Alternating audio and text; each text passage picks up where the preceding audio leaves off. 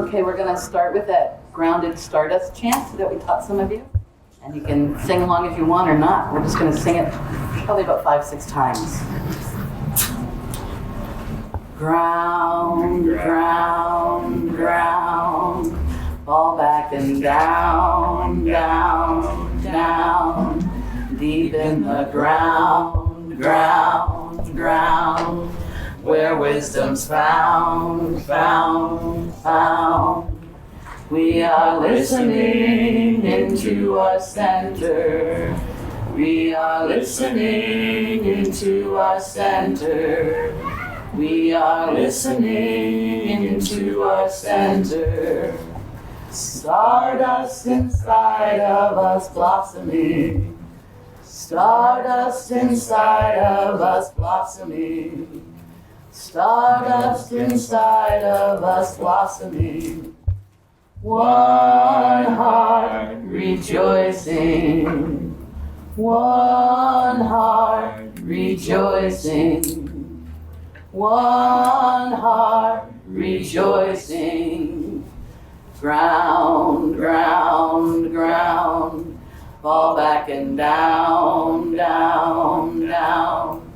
Deep in the ground, ground, ground, where wisdom's found, found, found. We are listening into our center. We are listening into our center. We are listening into our center. Stardust inside of us blossoming. Stardust inside of us blossoming. Stardust inside of us blossoming. One heart rejoicing. One heart rejoicing.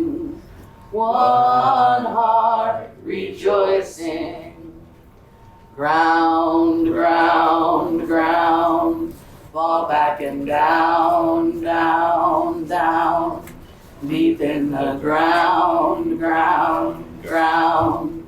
Where wisdom's found, found, found.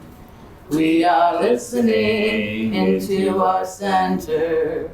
We are listening into our center. We are listening into our center. Stardust inside of us blossoming. Stardust inside of us blossoming. Stardust inside of us blossoming. One heart rejoicing. One heart rejoicing. One heart rejoicing. Well, welcome to our talk. It's called Queer Ritual and Consent Protocols for Group Sex Magic and Entheogen Use. And what did we say that we were going to do, Ian? Thanks. So, hi, my name's May, or Ian May. You can just call me May, though. And we're going to be talking about what it looks like to have a gender-fluid, consensual group experience that involves sex and drugs. How can we do that successfully in a safer, braver container with everyone's fully informed, enthusiastic consent? And we want to begin with a few premises. One, there are essential ritual protocols that must be put in place in order for a sacred set and setting to be present. Group sex magic and group entheogen explorations are both portals to evolutionary, transformational, and societal change. We will share some of our group dynamic processes for creating queer-centric, poly-normative, temporary autonomous zones for rituals.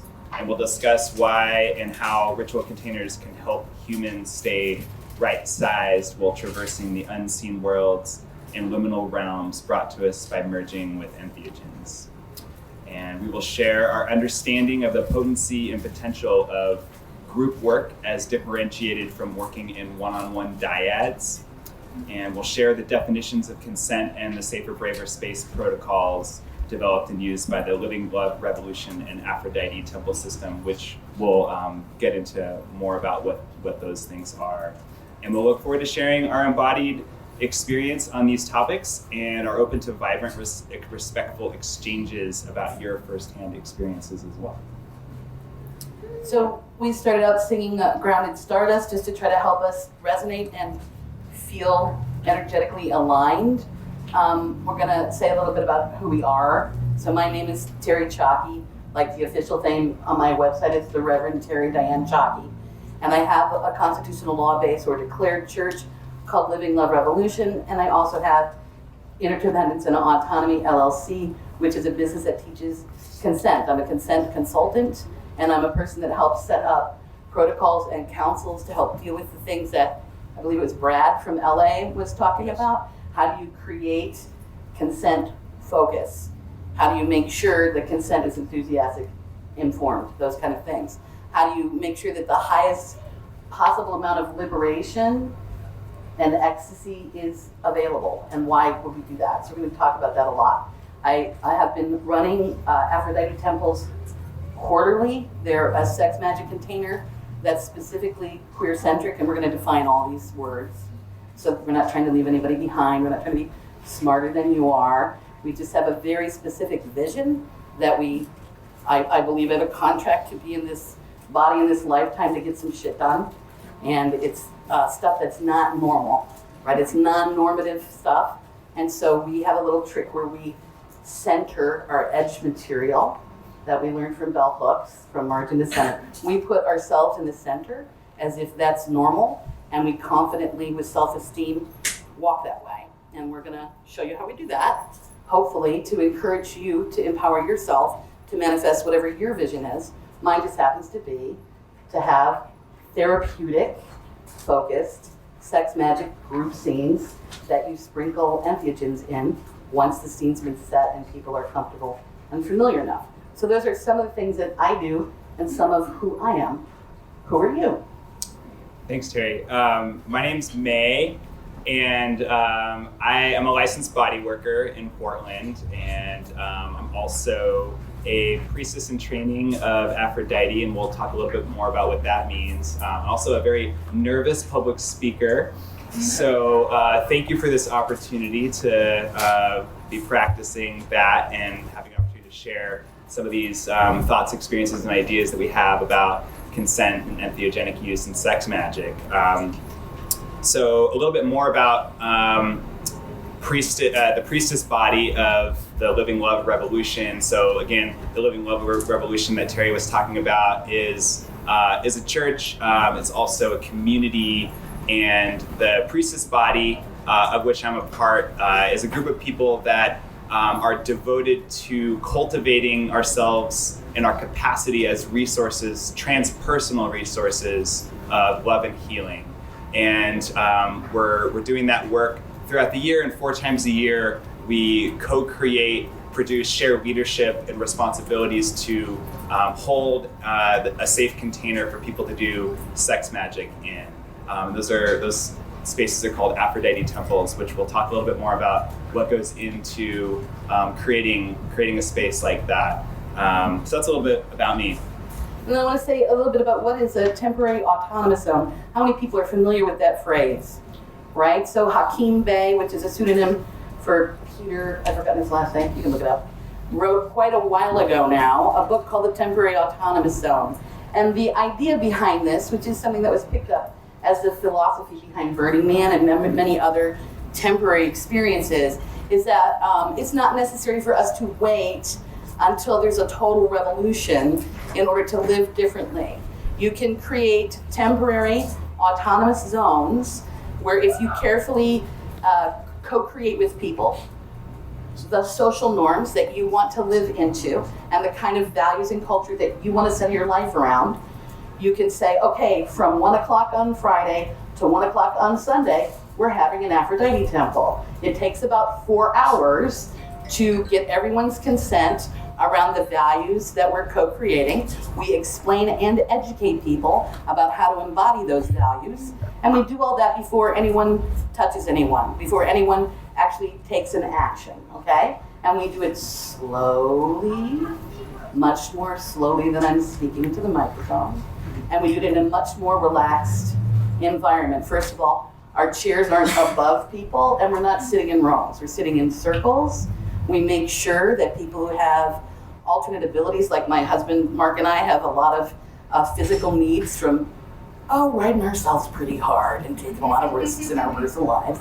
And so we want to make sure that people they can lay down if they want to. We want everybody to be comfortable, right?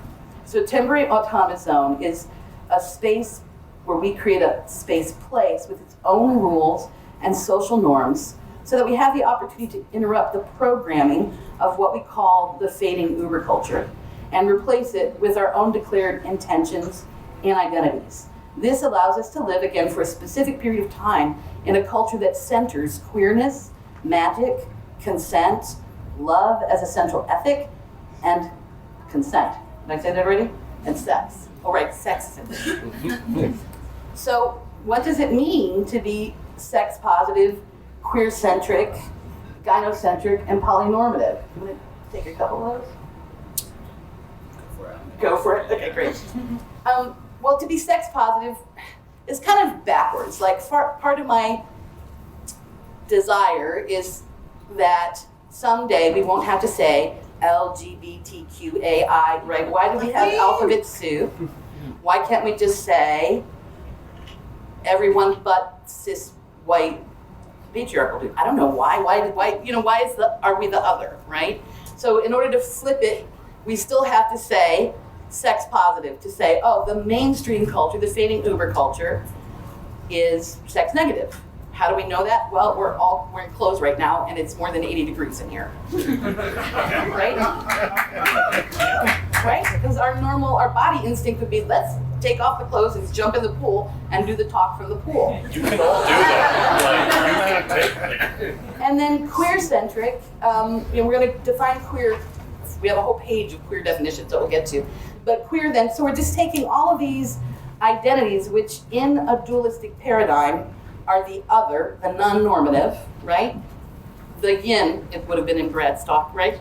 We're coming from the yin, and we're centering that. So we're trying to destroy the false duality that exists, because what entheogens have taught me is that we are living in a non-dual universe, and that our persistent illusion of dividing things into two, right? Although that is what our biology does, like 2 halves of our brain. We get stuck in it, and it keeps us from perceiving reality, which is non-dual, right? So we want the queer, the other, to be centered.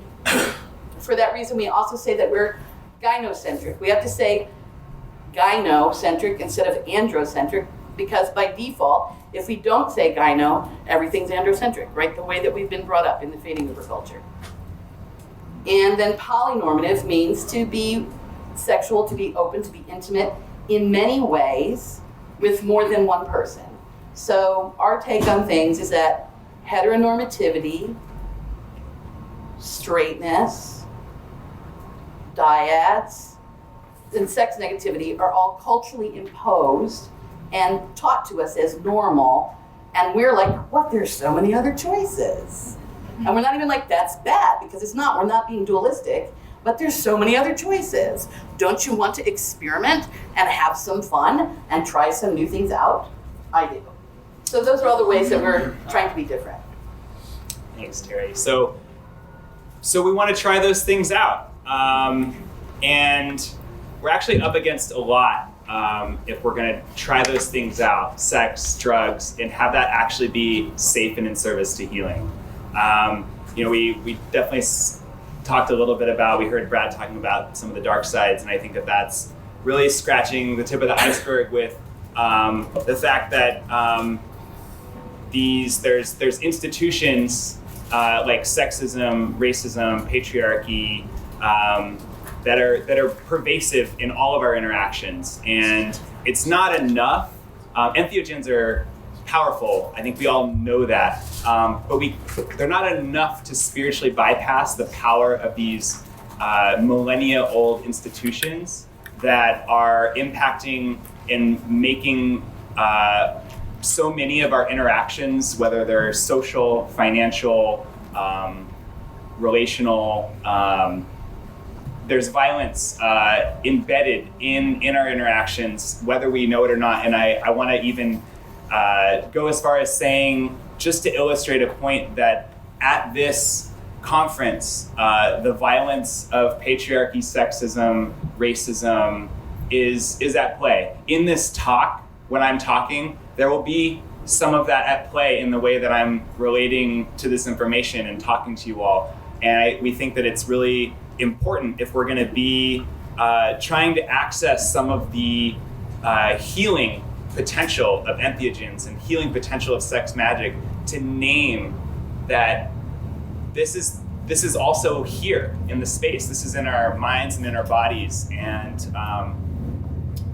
we can't just make it go away, no matter how much we take or how many times we do it, but we can name it and talk about it. And that's what we're going to be doing, talking about not just, it's not enough to think about what to do. I think it's a great thing for us to be talking about, but it's not enough to talk about what do we do when after the violence happens.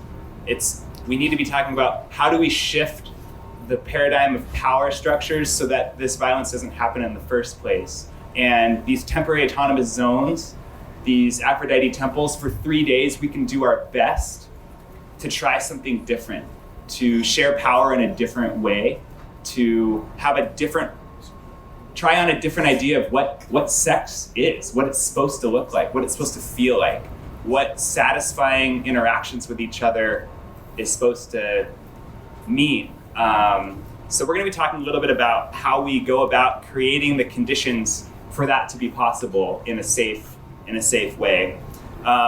So we do this work from a trauma-informed framework, and so we're going to assume that at least a few of us here, at least, are survivors of abuses of power and consent violations.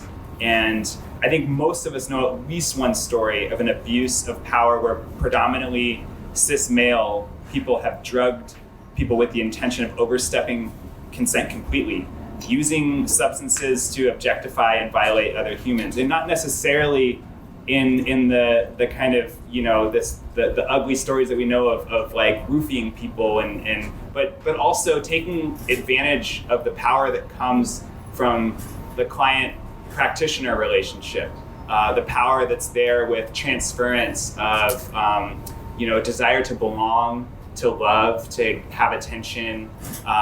There's also power in that, and that is compounded by sexist dynamics, racist dynamics, all these things.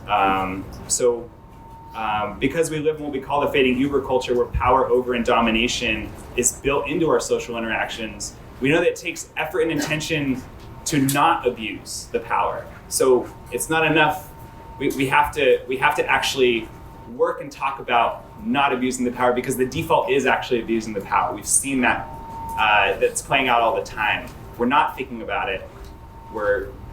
If there's power, the default is to abuse it, because that's how many of us have been conditioned to relate to power. And I am generalizing some, but I think that, yeah. So let's see where we are here.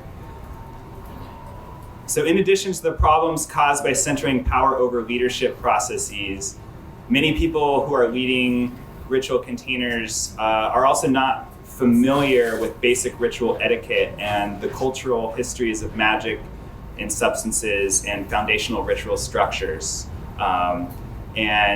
As a result, many medicine rituals, intentionally or not, are full of cultural appropriation and warped by the capitalist production of spectacle. And at best, some of these experiences create an energetic environment that is not conducive to receiving the gifts of the medicine.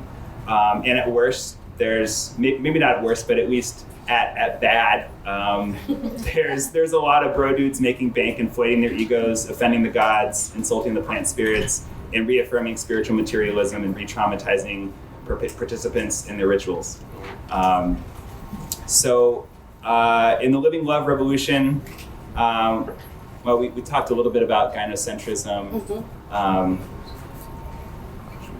Yeah, go ahead. Yeah, because so- for an example, Mm-hmm. a gynocentric leadership model is that I'm not going to say, even though I invented the system, I'm the top dog and the expert, right? Like I'm the matrix, like a queen bee that's emitting the hormones that, and I want to share, like I want you to be a better teacher, so I invite you to teach with me, and we're on the platform together, and we're sharing power. And I absolutely am for your empowerment, and will do everything I can to lift you up. Thank right? you. That's So- what gynocentric leadership looks like. And what we're doing is an example of transparency that we embody a lot, and we believe that part of the harm of the pattern of some of these isms that we're talking about, transparency is the antidote to the conversations, the moments, the comments that happen off to the side behind closed doors that maybe perpetuate some of the power differential. So I want to just thank you for demonstrating just a moment of transparency like that. So we endeavor to create rituals set in settings that allow participants to surrender and fully let go of ego attachments, defense mechanisms, etc., so they can experience unconditional love, ecstatic pleasure, using these experiences to ritually charge their chosen intention for the group sex magic we're co-creating. Having a group container that facilitates this requires looking deeply into the structure and environment. It's not safe to let go if there's one man with some money in charge rather than a leadership structure that is therapeutic and held consensually by a collective of peers. Teri's going to share a little bit about some of those protocols. So, queer ritual and consent protocols for group sex magic and entheogen use. What do we do, and what are we talking about? So we're going to break down the title of this talk and ask you a few questions in the process. We'll spend the bulk of our time talking about centering queerness and what consent protocols are for us.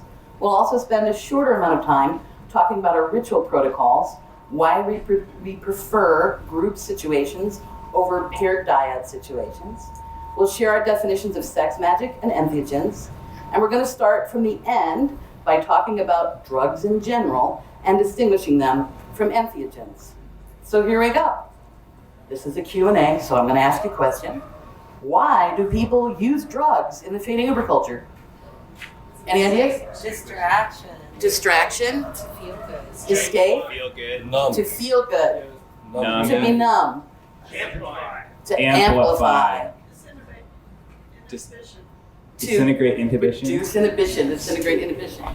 So right now, as we're speaking, people are taking drugs and having sex. Often not in a way that's safe or in service to their own healing.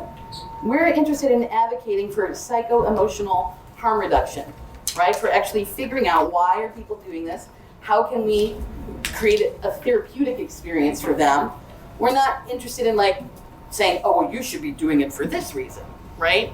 People can have their own reasons. We just want them to have a good time doing it and to do it safely in a way that doesn't cause an unintentional, what with people calling it a spiritual emergency, right? A psychotic break that then is a resource-intensive thing to get them back from. We don't want people to fall into homelessness because they wanted to do mushrooms, right? There's all kinds of things that can happen. So we want to be able to talk openly about wanting to do these substances and creating safe containers for them. We have everything that they said, right? Lower inhibitions, feel more.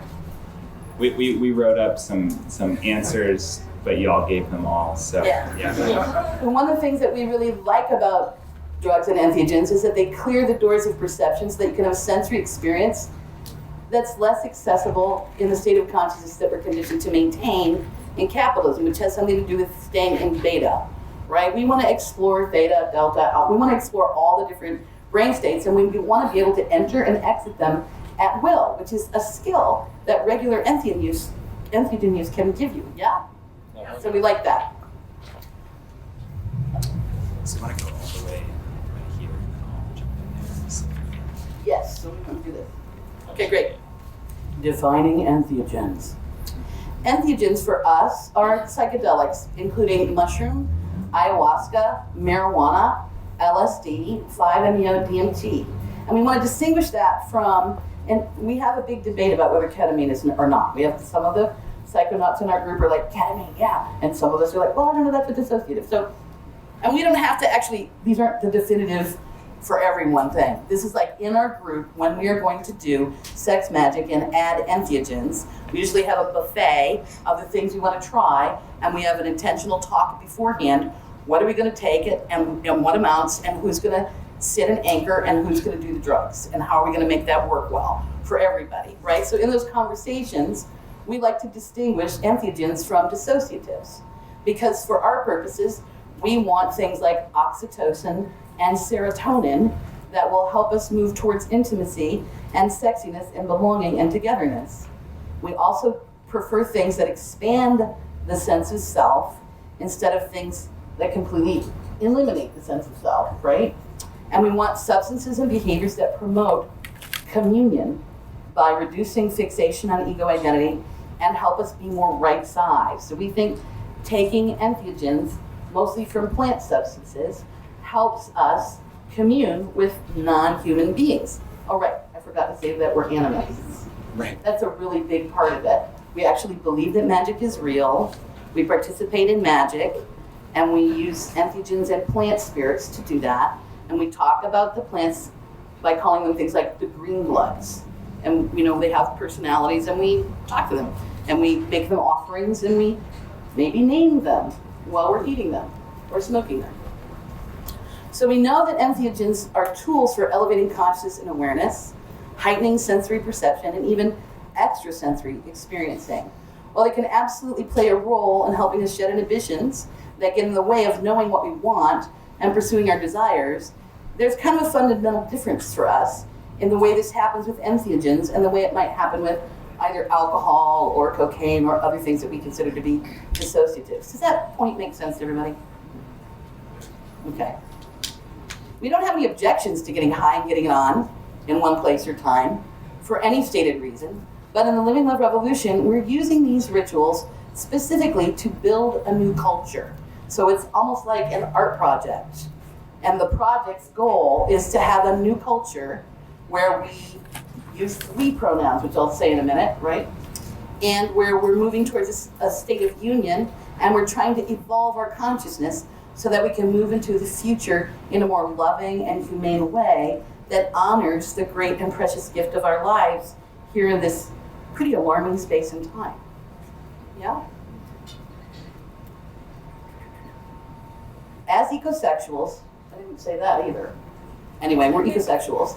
We imagine that there's an opportunity to design a human culture that can take care of, tend, and dwell within the Cascadia bioregion in a manner that confers respect to the deity Aphrodite, as if the land itself is Aphrodite, and the complex ecological web of human and non-human persons that coexist with us. And we use ritual technologies, and we call them eco-magics. So for example, singing, that chant, is a soft technology of reunion that we use as a kind of eco-magic that helps us all get into the same frame of mind. Well, why would people create queer group rituals that include sex, magic, and entheogens? Any ideas? Would any of you be interested in doing that? Why would you be interested in doing that? To connect with other people? To connect with other people. Nobody else can imagine a reason? To have better sex. A sense of transcendence. To have a sense of transcendence, yes. To connect with the essential energy of the universe, yes. To heal from past experiences. To heal from past experiences, that's a very big reason why. Yeah. Say that? Explore new parts of yourself. Use the power of the group energy field for transformation. To use the power of the group energy field for transformation. And that's really kind of what we're after. I mean, the whole reason to do sex magic in a group is to make the lens more powerful and to make the aim of building a new culture even a possibility. Does that make sense? Okay. So, the Living Love Revolution is, in fact, a social change experiment. and attempt to live intentionally as if love were the central ethic. So in the Living Love Revolution, we hold queer group sex magic retreats for many reasons: for personal and cultural healing, to experience communion and ecstasy, to live well and use our power and privilege wisely to celebrate our lives, to give back to the land, to give back to the cultures that gifted us these precious wisdoms and these precious medicines, to refocus on pleasure activism and visioning new ways of being instead of being stuck in eternal reactivity as the fading Uber culture unravels, the extinction event continues, and we are overwhelmed by a sense of doom. It's got a little pushback, right? So group sex magic rituals, again, are excellent culture building tools. So I'm curious to see how many people would say they practice sex magic. Cool. Quite a number of people. Awesome. Fuck yeah. Yeah. Awesome.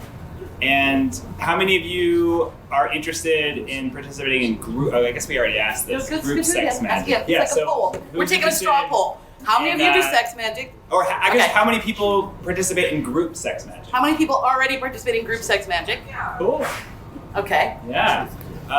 And how many of you are interested in participating in group sex magic rituals with entheogens? A number of people. Awesome. So we're going to talk a little bit about, continue to talk about what we think about to approach that in a way that's in service to healing and safer. So we do something, we're going to talk a little bit about what we consider sex magic to Pause be. 1 moment. Yeah. I'm going to hand clipboards out on both sides here, so you can sign up for our newsletter and take a flyer about the next time we're doing that. Thanks, Teri. So, right, what do we mean when we say we're doing sex magic?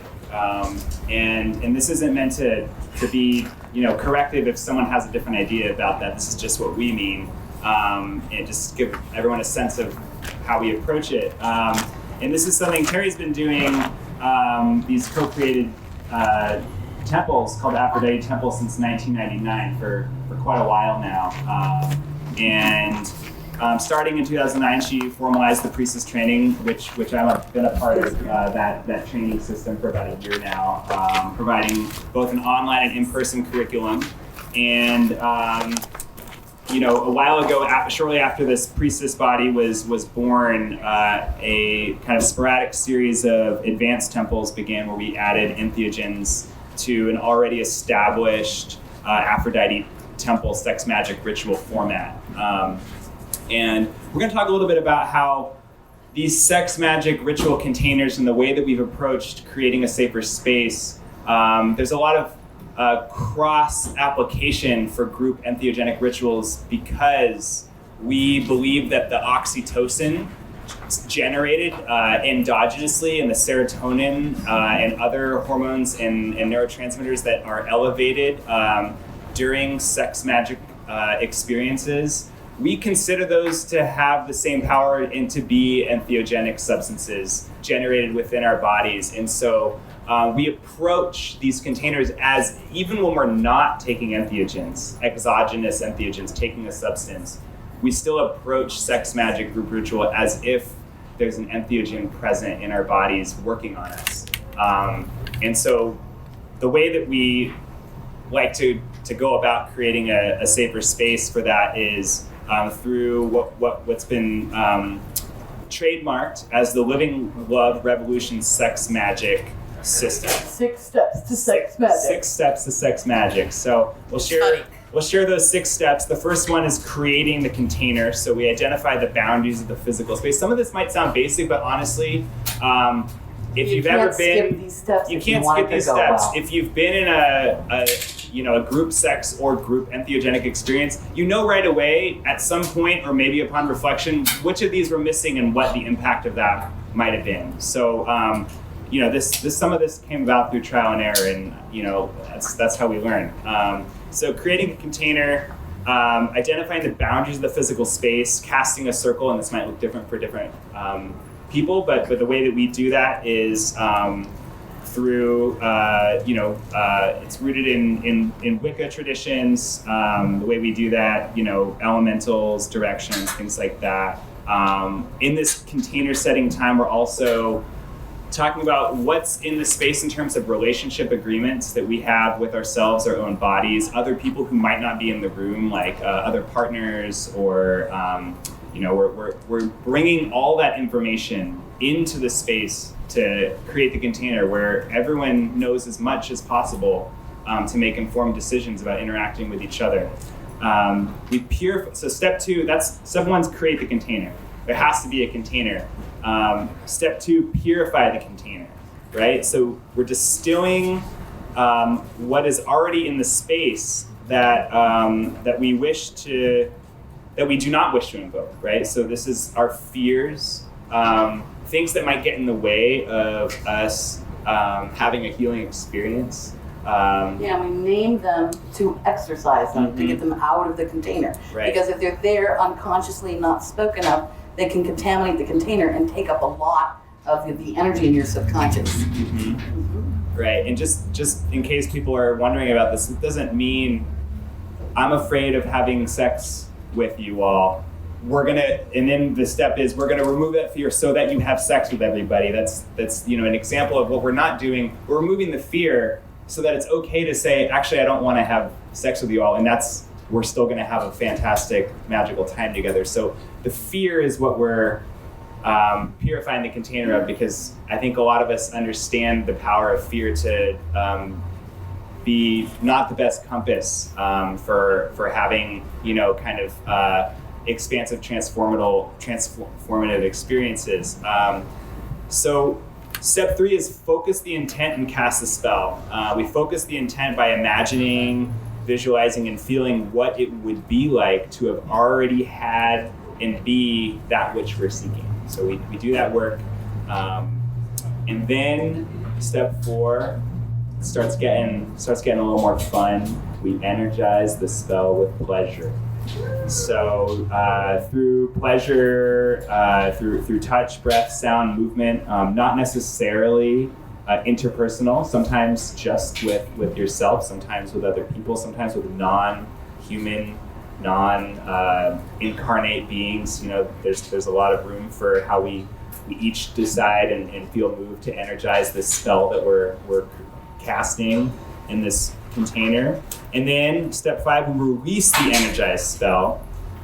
We used to work with a technique called the cone of power, which some of you might be familiar with through reclaiming magic and other systems of magic in that lineage. But we have started to, just as a practice of decentering phallic imagery and phallic-centric sexual expression, which there's nothing inherently wrong with. Which we love me some dick, but we're just trying to get variety. Exactly.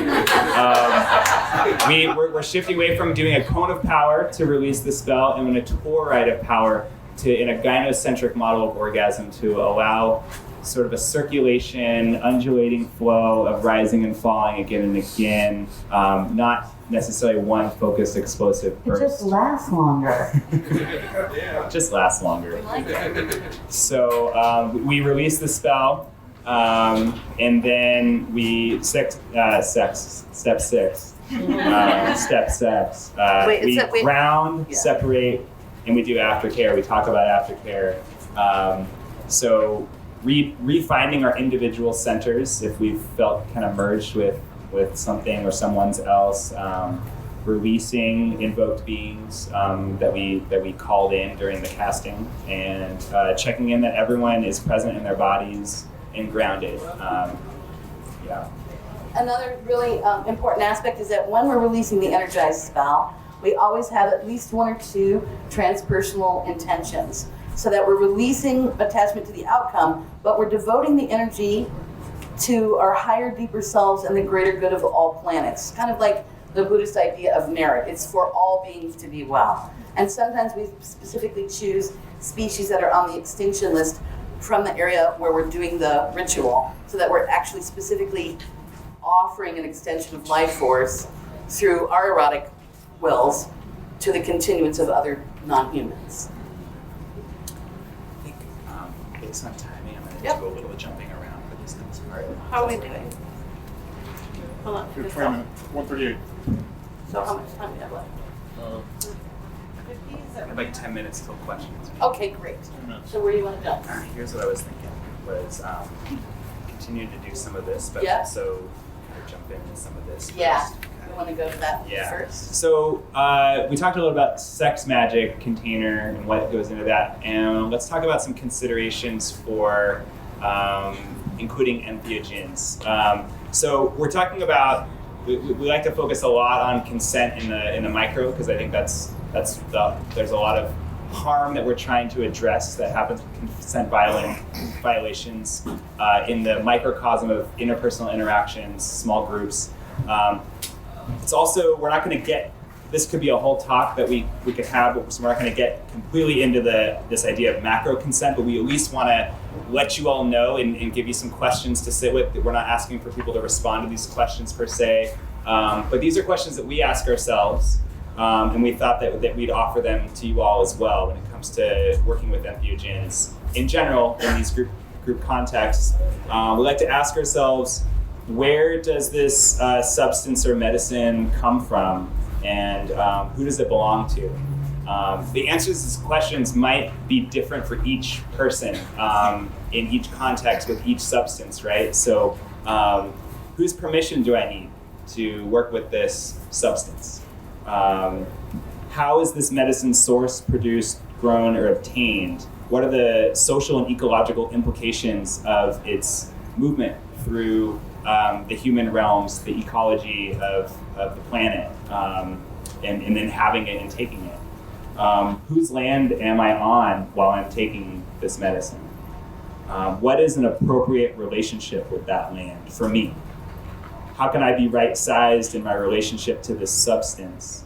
How can I give back and be of service to the land and cultures who this substance has a longer history of relationship with, if that's applicable? So we just want to offer that, and How can I give back and be of service? how can I give back and be of service? That's a good question that we like to be with as well. I'm just going to copy the consent protocol. Totally, yeah. Okay.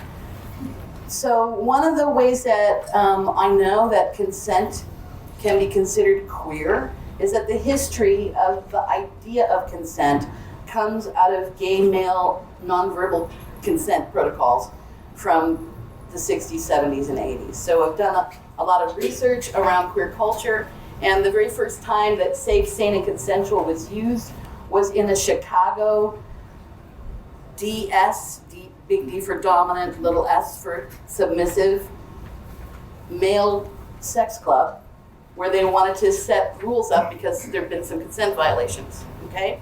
So it's actually really important that we honor that consent came from queer culture.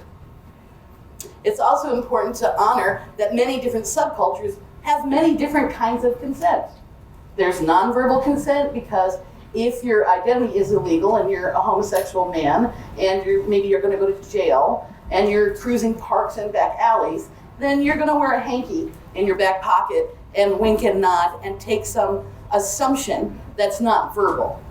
We, however, are not living in that subculture. And what we're doing is rather public. We're right here now telling you that we do sex magic, which is a pretty unprecedented thing.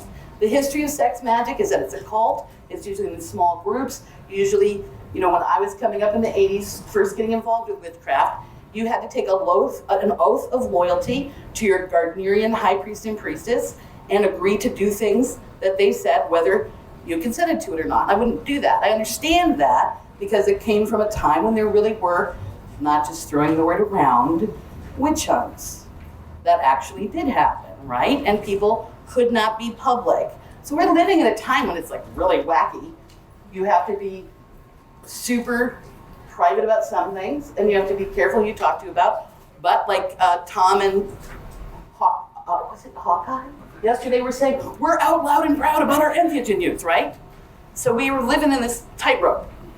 So for us, we have to clearly communicate to you what we think consent is, right? We want to create braver, safer spaces, meaning we're not going to tell you that we can guarantee your safety.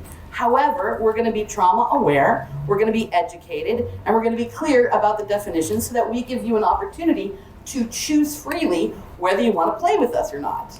A safer, braver container asks you to take autonomous responsibility for knowing your own triggers, for knowing your own trauma history, for sharing that openly with other people. And at the beginning of our, other people call it a play party, right? The beginning of our sex magic rituals, we have exercises called How I Come to Temple, which give you an opportunity to share in a small group your pre-existing trauma history, which give you an opportunity to say, hey, wow, you know, right now I'm here, I'm in a monogamous relationship, my partner said I could come, I honestly don't know how they're gonna feel about what I do, so I'm gonna err on the side of actually not doing very much. Or I'm here with my partner, we've been polyamorous for 5 years, we both wanna get together with somebody else and tell each other about it later on. But we're gonna be authentic about what our intentions are and what our STI status is. We're gonna give all that information up front so that I actually have fully informed consent about how much I wanna do with you based on what you disclose to me. And there aren't, even in sex-positive Portland activities, there aren't any groups that are doing that level of self-disclosure, transparency, and authenticity. So we're kind of proud of that, right?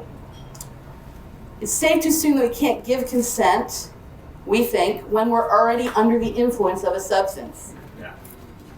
So we don't think that you can not make any rules, not talk about it, drop acid, and then have consensual sex. We think you need to have a long-ass conversation that's very clear, in which you explicitly verbalize your boundaries, right? And it's super awesome. I can tell you, it might be, oh, I don't want to do all that work, but it's super awesome then, after a couple, like a year, right? Like you pretty much know most of the people in the group and what you're open to doing and not doing with that. You end up at the end of a couple of years having like a super tight group of people who you co-create a way that you can explore, I want to change my entire sexual identity. And you can do that because you'll be like, hey, you know, I've never tried this thing. Would you be willing to try this thing with me? And we're like, I don't know, do I want to do that? Oh, sure, okay. And it doesn't cost you your house, your marriage, your resource base to try these social experiments. But it does require that you operate knowing that you're addressing the harmful patterns that already exist in your life and your behavior, and that you share your mutual concern about it. So we think it's important to question how things like social conditioning, influences such as sexism, racism, patriarchy, internalized oppression, and privilege play a role in our ability to give consent and our ability to discuss consent. And so along with the macro consent that Ian talked about, we have micro consent. In other words, a very specific definition. So this is the trademarked Living Love Revolution definition of consent. As organizers of somatic and sex-positive events for adults, which frequently include physical touch, cuddling, and sexually explicit contact in our group activities, we are especially focused on creating a consent-centered, queer-centered, poly-normative culture that is sex-positive and role models very specific sexual ethics and etiquette. We expect our teachers and event leaders to role model behavior which exemplifies verbal by default consent regarding physical touch. We also hold the LLR community members' identities to be concerned with embodying and enacting the values of sexual sovereignty, sexual autonomy, and wildness. For us, participating in the LLR community requires constellational thinking, a belief in the sacredness of selves, ourselves, and others, and a desire to extend empathy and compassion to others. Consent is essential to safer, braver space. Consent is two or more autonomous adults deciding together to do the same thing at the same time in the same way, whether it is physical, verbal, or sexual. It is the presence of a clear, enthusiastic yes, not the absence of a no. We're choosing to adopt 4 principles for evaluating consent as valid, as they were given by ethicist Morton E. Jewell Nielsen in his article, Safe, Sane, and Consensual, Consent and the Ethics of BDSM. Nielsen asserts that consent draws its moral force from the idea that individual freedom and autonomy is a basic human right and cannot be given to acts that destroy that autonomy. For consent to be valid, therefore, it must include 1, it must be informed with both or all parties fully understanding the activities that they're agreeing to perform and all of the risks. 2, it must be wholehearted and intentional, not being used as a bargaining chip. 3, consent must be voluntary, not compromised by threat of force or harm. And 4, consenting individuals must be competent, not already intoxicated, under extreme emotional duress, underage, etc. So for the purpose of counseling sessions, mediation, teaching, or legal advocacy in the Living Love Revolution, this agreement ends here. But for the purposes of our events, including Aphrodite temples, consent also cannot be obtained while the person involved are doing trance work, while they are invoked as deity, while they are in the middle of a ritual process, or otherwise already in an altered state of consciousness. Thanks. So, yeah, I think I'm gonna, if it's all right, I'm gonna weave back in some of these pieces. Go for it. And we'll probably be close to ready for some questions. Good. Okay. You got like a minute. You have a minute? Yeah. So just briefly, right.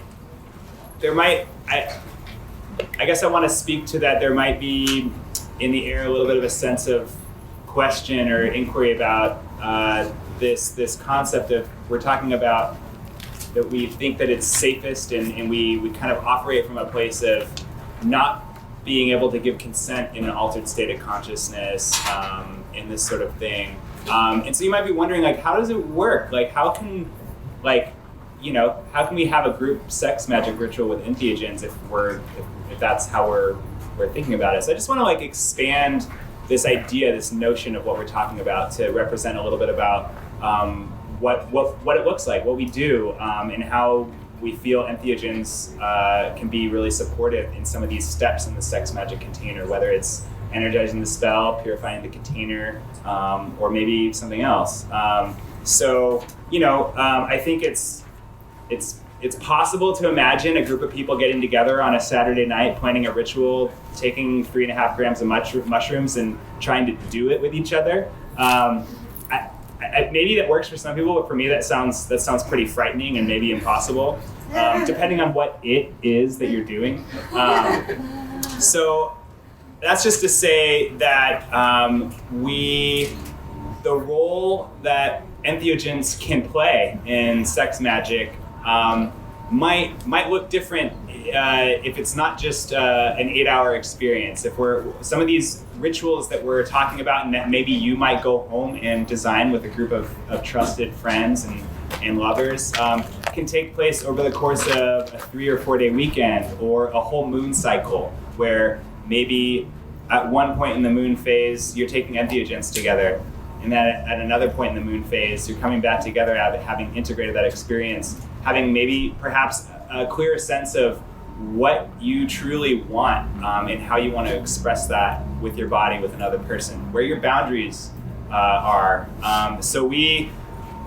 While we think that it's important to recognize that it's challenging and perhaps controversial to think about giving and receiving consent when there's entheogens involved, when I encourage you all to think about the time scale that these ritual experiences might take place over. And we do invite people to do entheogens with us only after they've come to 3 temples successfully, so that we already we're investing in a long-term deepened relationship with people, and we know that we're already working with their main therapeutic issues. They have an actual opportunity to experience therapeutic sex magic and do healing already before we sprinkle the entheogens on top of the mix.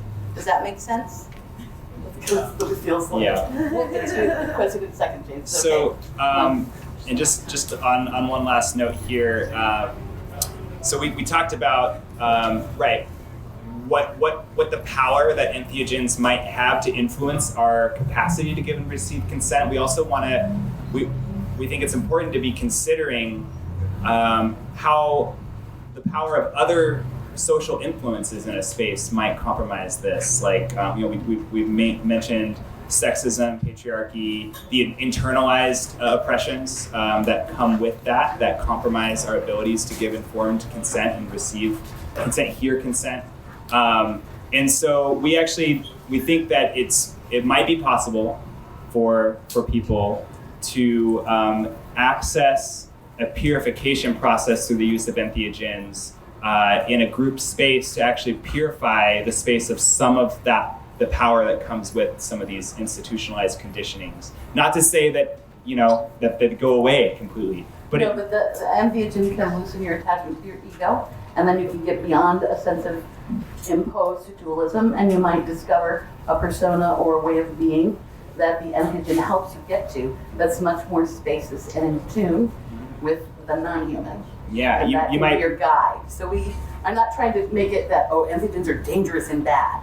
Please don't hear that. We just think there's really specific ways that we found that make it safe and more pleasurable and more likely that everyone involved is going to both have an enjoyable time and heal in some way, so that we can, and our point is to be transpersonal. Like, we have 5 other pages to deliver that we're not going to deliver. If you want to meet with me and have tea, I'll talk to you about the protocols we've developed. I'm happy to invite you to our things. And the main goal here is to actually use our human capacity to do something for the non-humans, right? To create an engine of healing and therapeutic change so that we are more right size, so that we have something to offer to the land and the cosmos and the deities and the non-humans. It's kind of our job, I feel that way. So we're gonna stop talking and we're gonna take questions until they make us stop doing it.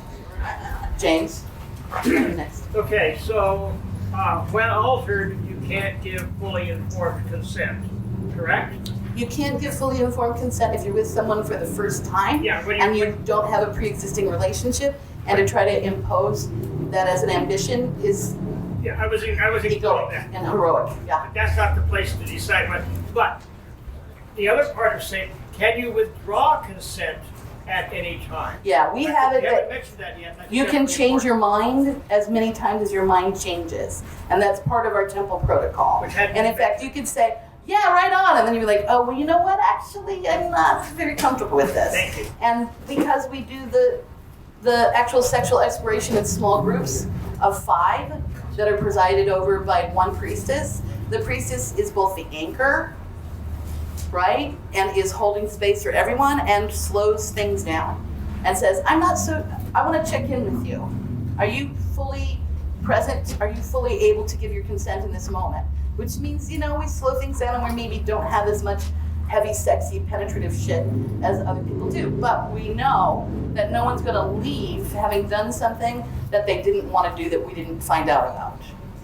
What did you want to ask? Earlier you spoke to talking about the advantages of having rituals in the group context rather than in a dyad. I'd like to hear more Thank about you. that. So the problem with dyads is that almost all of our deeply sexually traumatic and psychologically traumatic experiences have happened in a dyad, because a dyad is imitating the parent-child relationship where there's an abusive power ipso facto. I mean, it's inevitable. And not all our parents were the loving people they could be, and so they were as limited as they were. So because there's just 2 people, which is why the consent violations end up dissolving into a he said, she said, a split. We think that the same thing that's useful about polyamory is, like, if you have a group of 3 to 5 people, which we always have that, at least one other person is a witness to what fucking went down. And other people are given permission to interact and interrupt, because you verbally said, these are the things that I want. If anyone else in the group sees something happen that's not what that person verbally requested, we stop. And we go, hey, this is happening. That's not what you said. Is that what you want? And we'll say no and stop, rather than just go on with it. Okay. Does that make sense? Yes, thank you. That can all happen under influence. I'm sorry? It's like the withdrawing your consent and all of that. All of that can happen under the influence. But not saying yes when you said no before you. No, you can change your mind and say yes if there are people there witnessing you, and it's all good. If but we actually, as a group, then feel into what's going on and recheck with everyone, how does this feel for everybody before we continue? Does that make sense? So it's the power of the group is useful that way. So you Merlin. say that your events are queer-centric, but does that Yeah. mean exclusively for queer people? No, it's never been exclusively for queer So what's the people. difference And between- actually what I hope is that you will come And that's the other thing. We have 5 different definitions of queer, and one of them is the frame. We're queering the frame, which means maybe you don't know everything there is to know about your sexual personalities. Hopefully, under the guise of mostly Aphrodite and Hermes, who are deities of liminal spaces, we're gonna give you a field of possibility in which things will arise inside of you that you want to express that actually cannot be easily divided into masculine or feminine behavioral traits. Hopefully, you're gonna queer the fuck up. Hopefully, you're gonna have an experience that is beyond something that you were able to pre-think and impose, because the identity that we have with Entheogen use is a non-egoic, non-human identity, I would submit. And we wanna align with that. And so because we're removing both the rewards and punishments for gendered behavior in the temple, right? You're not gonna be the rock star big dick guy, and you're not gonna be the most horrible person that's rejected, and you're not gonna be the super queen slut, you can be whatever you want, but you're not gonna afterwards have a situation where, again, your housing, your life, or other things are threatened. What could arise in the field of that sexually? And I think Tom's like saying, shut the fuck up, yeah? Is that right? No, I would never say that. Oh, sorry, no. Is that a time thing? Yeah. Okay, can I ask one other, is there one other question? Do you have a question? No. Okay. We're gonna be done. Come and see us at our little booth. We have aphrodisiacs and other kinds of, anybody else want a question?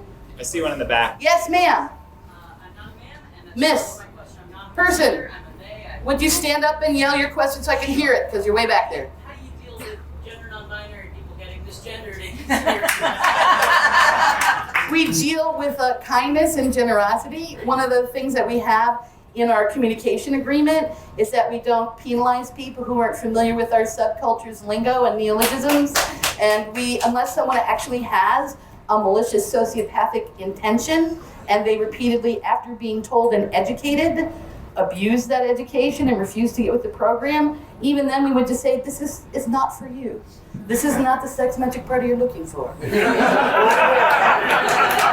Right? But most of the people in Temple are non-binary and queer and use a variety of pronouns or change them frequently. And so I believe that you would find yourself centered in that experience rather than edgewalker. Okay, thank you for coming.